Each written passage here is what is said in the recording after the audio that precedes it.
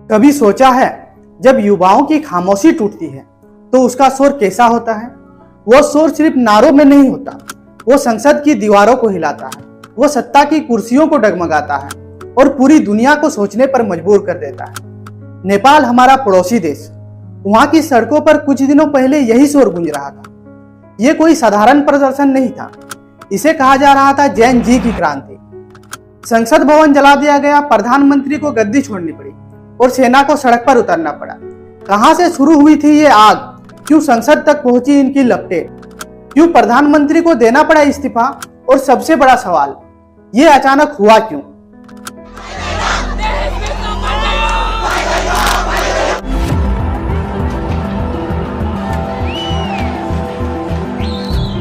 Fired tear gas and rubber bullets at demonstrators who were storming parliament buildings.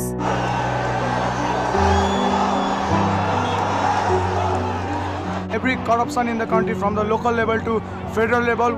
Police told Reuters that more than 100 people, including 28. आग जब लगती है तो सिर्फ ईंट पत्थर नहीं जलते, भरोसा भी टूटकर राख हो जाता है। नेपाल की धरती पर कुछ दिनों पहले यही आग धधक रही थी।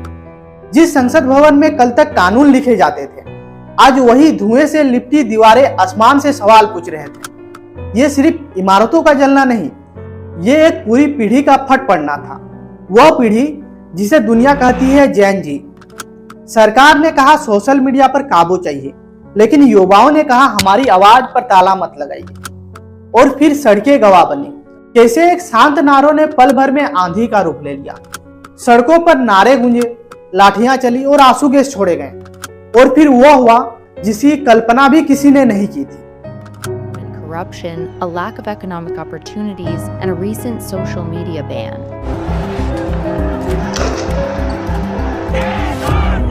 The situation is still not under control. Property has been damaged.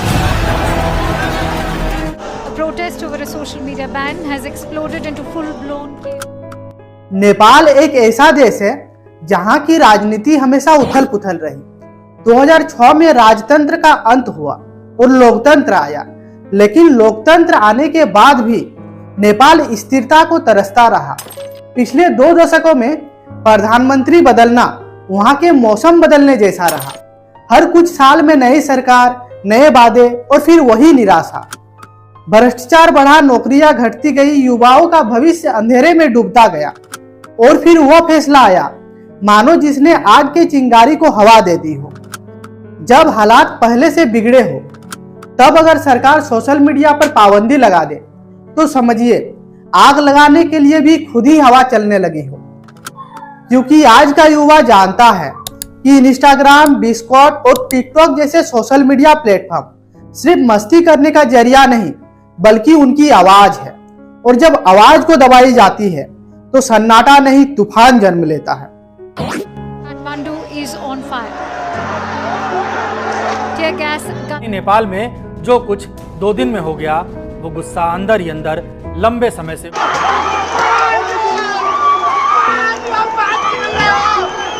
Including false social media accounts. सितंबर 2025, काठमांडू और अन्य शहरों में छात्र सड़क पर उतरे। हाथों में तख्तियां थीं, होठों में नारे थे और नारों में उम्मीद। भीड़ शुरू में शांतिपूर्ण थी, लेकिन सत्ता को डर था।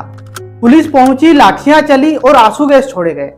और वहीं से सब्र टूटा। भीड़ अब भीड़ नहीं रही, तूफान बन गई। सड़कों पर बैरिकेडिंग गिरे, पुलिस से भिड़ंत हुई और आग भड़क उठी। सड़कों पर अचानक ज्वालामुखी फूट पड़ा। सरकारी इमारतें जलने लगी और संसद भवन की आग ने तो पूरी दुनिया को चौंका दिया। ये आग सिर्फ संसद भवन तक नहीं रुकी, ये पहुंची सत्ता की कुर्सियों तक। प्रधानमंत्री केपी शर्मा ओली, जिसकी सत्ता अटूट लगती थी, उन्हें इस्तीफा देना पड़ा।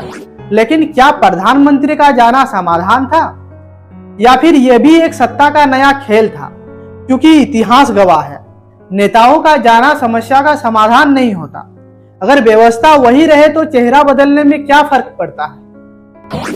हालात बेकाबू हो चुके थे, राजनीति हार मान चुकी थी, और जब राजनीति हारती है तो सेना उतरती है। नेपाल की सड़कों पर अब फौजी बूटों की आवाज गूंज रही थी। कर्फ्यू लगा दिया गया था, लोग घरों में कैद हो गए थे।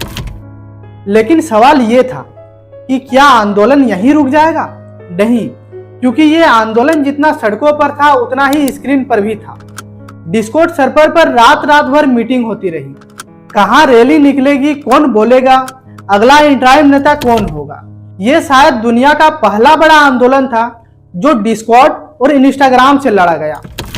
नेपाल में लगी आग का धुआं पूरा दुनिया तक पहुंचा। भारत चिंतित हुआ, चीन ने बयान दिया, अमेरिका ने अपील की, संयुक्त राष्ट्र ने कहा शांति चाहिए, लेकिन युवाओं ने कहा अब कॉस्मेटिक शांति नहीं, असली बदलाव चाहिए, क्योंकि उनके लिए यह आंदोलन सिर्फ राजनीतिक नहीं, उनके कल की लड़ाई थी। The streets are alive with fury. The nation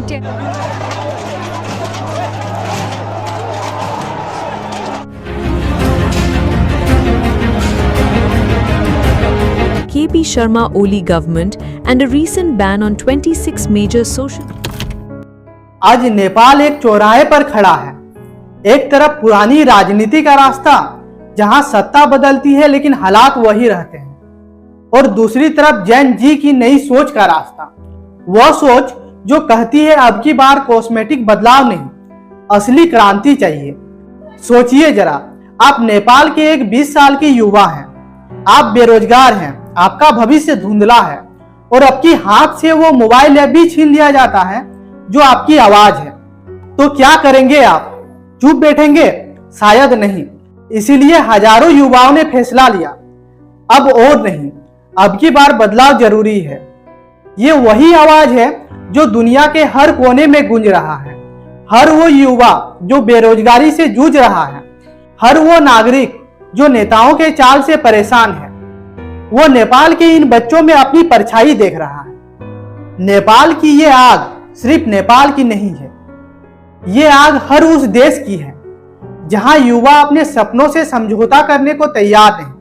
अंत में सवाल यह है, क्या ये जैन जी रेवोल्यूशन नेपाल को नया भविष्य देगा, या फिर यह भी इतिहास के किताबों में सिर्फ एक आंदोलन बनकर रह जाएगा?